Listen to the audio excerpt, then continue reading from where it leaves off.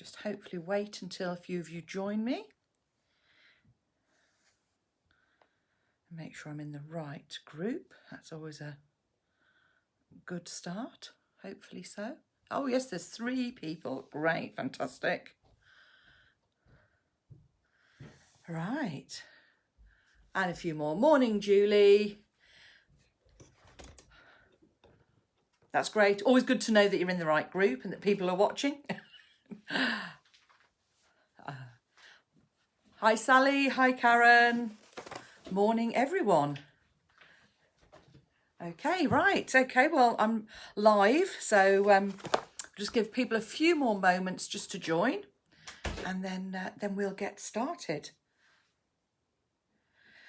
So I hope everyone's been enjoying the new catalogue as well.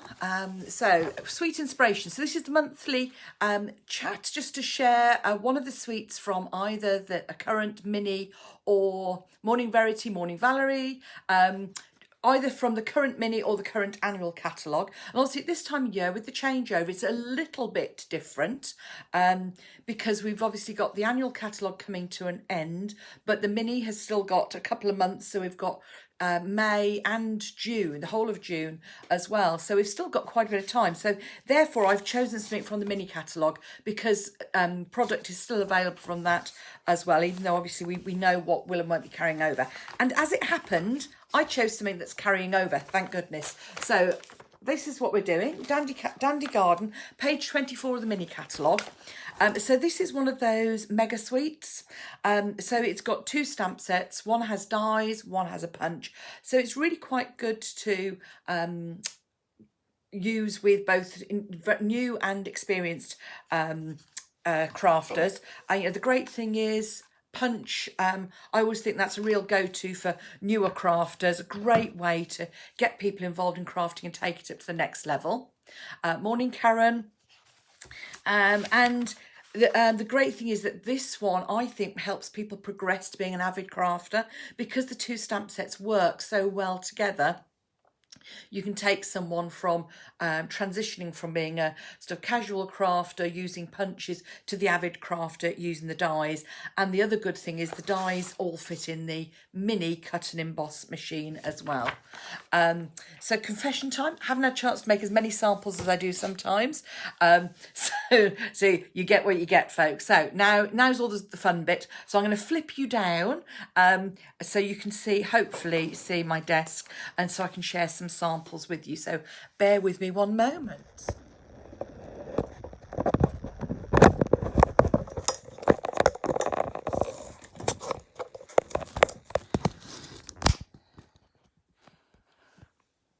Right, okie doke, hopefully. Yes, hopefully you can see what's on my desk. So, okay, I'm just trying to, I'll move that light. There we go, okay. Right, okay, so what we've got then is we have the 2 stamp sets, and I'm also just reminding people about the sweet sampler. So this is the host stamp set in the mini catalogue, and it's the one that's got images that coordinate with lots of the sweets in the mini catalogue. So obviously when I've written on this deliberately just to remind me, so Sea and Sand, obviously this one is Dandy Garden, but Hydrangea Hill.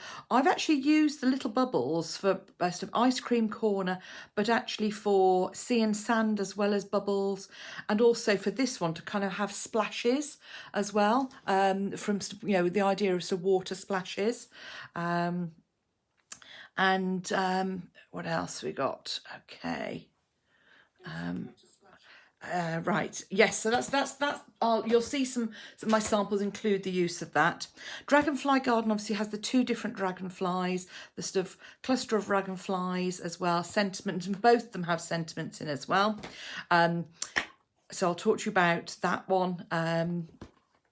Red rubber, both of them as well. So really good crisp images, usually my go-to for quality.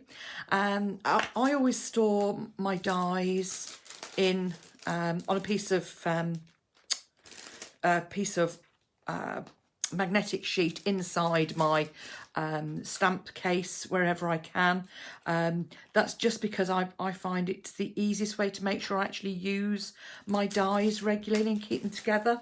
I also usually keep either a cello bag or a little CD bag in there with any spare die cuts as well. That's just one of those things that I tend to do. So as you can see here, CD case, just one of these plastic ones. They're quite nice, strong plastics. I find those good to use. So let's get on with actually what's in the suite. And you'll have Confessions of a Crafter where I haven't done stuff. So the DSP. So the DSP is really strong colours, sort of garden themed. It's 6x6 and you get 12 sheets of double-sided designs. So you can see here I've just got some samples showing the reverse of which ones. And so they are quite, I found them quite, some of them quite dark. So I found I've tended to gravitate towards the ones with a bit more white in them for me. But again, when you actually use them in little pieces, those big patterns don't dominate quite so much. Some people love them. Yeah, I like some of them, I suppose is the best way to describe it. But those that are the various patterns, so being 12 designs, 4 sheets each that you get of the double-sided designs. This is the colour palette. So you've got Basic Black, Blackberry Bliss, Bumblebee, Calypso Coral, Misty Moonlight and Mossy Meadow. So again, great because it's actually, all of those colours obviously are going to carry through to the new annual catalogue as well. That's just sort of the accessories. So you've got this braided linen trim. It does kind of fray, so you can, if you sort of like doing more grungy effects, you can fray the ends. Ties quite a nice bow. I love the little ladybird trinkets. On this one I haven't actually coloured them, but you can colour them with Stampin' Blends. Okay, so then moving on. So this is then the Garden Wishes. So Garden Wishes, lovely dandelion image. So you've got the sort of dandelion head here. And what I've done is I've kind of just stamped over on this one. So we've got simple stamped image, little dandelion seeds. This is the infill, and I've used that in, I think, probably a smoky slate in the background there. Die cuts beautifully, as you would expect. The little bee, some people say it looks a bit dead. I can understand why people are saying it, but it's kind of, it's flying away, the little bee. And you've got this two lovely things with it. You've got a lovely stamp that does this trail. Here we go. And you've got also this one, hopefully you can see, which has this stitched effect of the bee, sort of bee flight as well. And I think that just brings it to life beautifully. The sentiments here, some quite nice little ones that you can obviously fussy cut out. Others that look really good on the samples, just as they are with the lovely, I'm a bit of a sucker for those fonts that have the handwritten script and some typescript in it as well. And then you've got these stylised, to me, a little bit 1960s, bit retro, dandelion heads. You know, dandelions, the only flower with rectangular petals. And I'm just showing the difference here between this one where I've put a dimensional in between each layer, so building it up, and this one where I've stuck them together and then put them on a dimensional. So you've just got a slightly different effect. And I've just sponged those. I prefer to have a more graduated effect. We've then got some leaves which then emboss as well, typical dandelion leaves, and some sprigs of grass, and this lovely seed head here, which I think is just beautiful. That's probably one of my favourites aspects. So that's Garden Wishes. This one is the Dragonfly Garden and the one from the Sweet Sampler. So with this one, we've got this lovely sprig of flowers. I've just punched those out with a punch that's carrying over, just to sort of show its sort of size. A cluster of dragonflies here, and the two different dragonflies. So we've got one with sort of quite a wavy, overlapping wing effect, and this one which is more defined, so lends itself to more colouring. We've then got the wing. Now, one of the things that I will say, just show you with the wing infill, you only get the one half, and I wasn't sure how good it would look, but actually when you reverse it, it surprisingly works surprisingly well, and once it's punched out, you've got that lovely floaty sort of feeling. But I know some people were concerned about that. The punch punches out the little mini dragonfly as well, which does coordinate with some of the dragonflies and in the DSP. So you can see I've punched out one of those there. If you're doing that though, and you want to punch out the little dragonflies, you'll need to just roughly trim the dragonfly, pop it in with a post-it note. So what you've got is dragonfly on its own, dragonfly using the infill, and then you see I've just punched those out as well afterwards to show the effect, and punch one out. And then this one is the one from the Sweet Sampler, you can see here. And this is just stamped in Memento, and this one I've actually sponged the ink onto it first, so you get a sort of variegated impression as well. Okay, now this is the Confessions of a Crafter. So I forgot that I'd got until yesterday that I'd actually bought the laser cut paper as well. So I'm just going to show you that. It is really detailed, absolutely beautiful. And obviously with the detailed sheets, you can sponge these, you can cut them apart. You could add those just on a layer and they would look beautiful. There are some lovely samples actually in the catalogue, which look really good with these. So yeah, I just didn't have time to do them justice really. There we go. So you can see here, they've used one of those pieces on their kind of note card sized, and then I noticed they've used another one here. So on this sample here, they've used one of these laser cut circles. So you could either use your layering circles. Reminder: everything apart from in basic shapes, apart from layering circles, is retiring. So you could add, but you could add a layer onto there quite easily. And then you've got some more beautiful die cut pieces here, which would just look lovely on anything as well. So that's the laser. I haven't got any samples using those, but hey, there we go. I'm sure. What I have done though is I've had a lot of play with the dragonflies, and this is just to show lots of techniques. Anything with wings lends itself to lots of different techniques. So if I go through them, this is, I've stamped in stays on window sheet and then coloured the reverse with blends. This one is stamped in Versamark and heat embossed in silver on window sheet again. So when you put some colour behind that, you get that lovely effect. Obviously you don't get as much detail when you're embossing on window sheet because it tends to run into one another, but it just gives a lovely effect. This is the Joseph's coat technique, for those of you who don't know that. So this is where you ink your card, you then stamp and emboss in clear, and then you over ink the whole image with a dark colour. So I've actually used Pacific Point. Then you wipe away so that you kind of see the colours coming through that embossing. This is stays on vellum. So again, it's a non-porous, so you need to use your stays on ink, but being red rubber, you can do that. This is heat embossed in white on vellum, and again there's a couple of samples in the catalogue that show you that effect, but it's a lovely one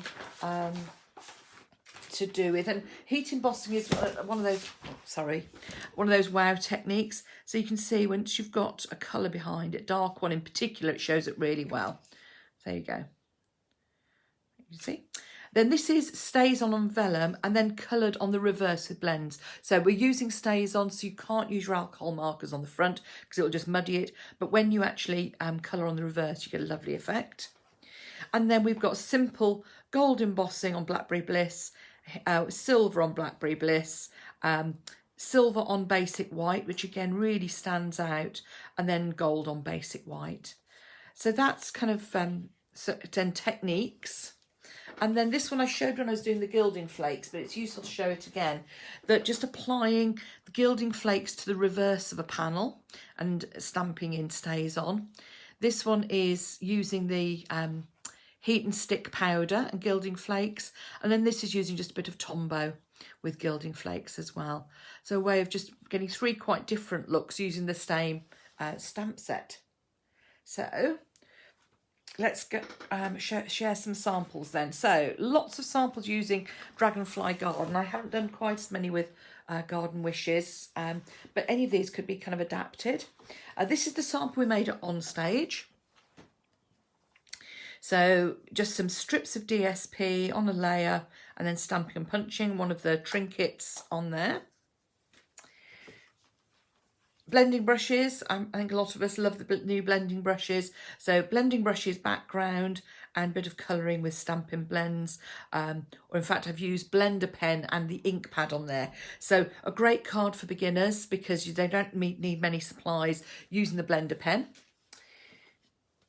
This one just to show how different it can look in different colourways with the DSP. So this one, obviously the blue and white, sort of monochromatic, bit of Wink of Stella on the wings on there and using a dimensional to pop that up. And again using our labels and but using one of the darker layers of DSP. And on this one, this is about showing people that you don't always have to have a border. So just pop a whole piece of DSP across the front, particularly if ladies are struggling to get their borders even. So those 2. And again, this is to show how different it can look. This was my original sample and I wasn't desperately happy with it. And the reason for that is because I've just found the Bumblebee paper perhaps a little bit too busy behind it. But this was to show the flying effect. So create a flying element on your card. And this is the same one which I prefer using this sort of slightly the stripy paper, just slightly less busy. But again, this flying element. And this is using our pastel pearls and the opal rounds. And the opal rounds are carrying over as well. Decorating envelopes, remind people just to stamp simply on those. Then we're on to our fancy fold, so double fan fold, again with a flying element on that. And again, you know, changing the colour up looks quite different with our with the Bumblebee. I think it was Bumblebee, perhaps it was Crushed Curry on that one actually. Anyway, so yes, so great for with these. I love the fact that because of the flying element, it just lends itself to all sorts of fun techniques to give a flying fun. Simple stamping, so simple card colouring with either blends or with a blender pen. You can see here just literally lightly all over, fussy cutting a sentiment out and popping it up on a dimensional to give it fun, and that's like a mini slimline card. So again, this is using some of that really busy paper, but I think by having a big white panel works quite well. There you go. Again, envelope to match. And then same idea with a centre panel card. But so this is sort of stepping it up. So we have a double layered dragonfly on the top there. So you can see a double layered dragonfly, which I've just coloured in, using the Sweet Sampler one on the side as well, and just sort of accenting that tall, slim image. Then we've got the dragonfly from the Sweet Sampler, and then onto final one is a real fun fold. So triple cube box, and what I've done there is made the most of those fun dragonflies. So I've doubled those up to cover where the acetate is. So I've used window sheet to create the flying element. So you get a really fun cube box, triple cube. And I've used some of the in colour DSP for Misty Moonlight as well. And I love all my fun folds. I always make sure fold flat and fit in a standard envelope. Then some using the Garden Wishes. So this is a classic sort of diorama style card. See there, using our layering circles, and I've just used that big dandelion image in the background and the dandelion head in the front, and then used just a bit of repeat stamping. This one, a suspension card using the Garden Wishes. So just using 2 of those and colouring with watercolour pencils for a change. And then using a simple stamped image on the inside. So you get a real sort of, again, diorama effect. And then going really simple with die cuts. So sort of an ombre effect using different die cuts, layers of card, and just offsetting that as well. So that you get a fun, simple effect. And then the only kind of 3D that I've done this time is box. This is one we made with the Pinkies recently, in terms of the box. I've used the classic label punch there. Obviously that's retiring. So you could use the stitched rectangles instead to do that. So, and then that's just to create a lock. Yeah, there we go. So it just opens up, and I've done a reinforced box base just because I felt it needed that reinforcement. And as I say, you just use this technique's been around a long time with anything with wings on. You can just use those wings as to keep your box locked. And this is again using the sponging onto the stamp set and then stamping it, and then using our not stitched ovals, our ovals punch to create that element. So there we go. So that's all the samples I've done today. Hope that's been useful. Things that I would say this is a great one for beginners. Great for using with our blending brushes as well to create background effects. As you can see here, blending brush backgrounds, and coordinates with lots of different techniques. So really good one for techniques. So I hope you've enjoyed that. Thanks for watching, and I'll see you again soon. Bye.